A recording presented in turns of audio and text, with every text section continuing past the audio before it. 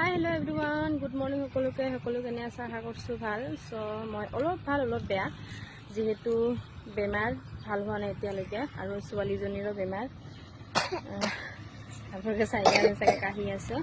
ত' দেহাটো ইমানো ভাল নহয়, ডক্টৰৰ তাত গৈছিলোঁ, ডক্টৰৰ ফাৰ্মাচী যিহেতু এতিয়াও খোলা নাই, ঔষধ আনিব পৰা নাই। চ' গৈ আছোঁ ফুৰিব।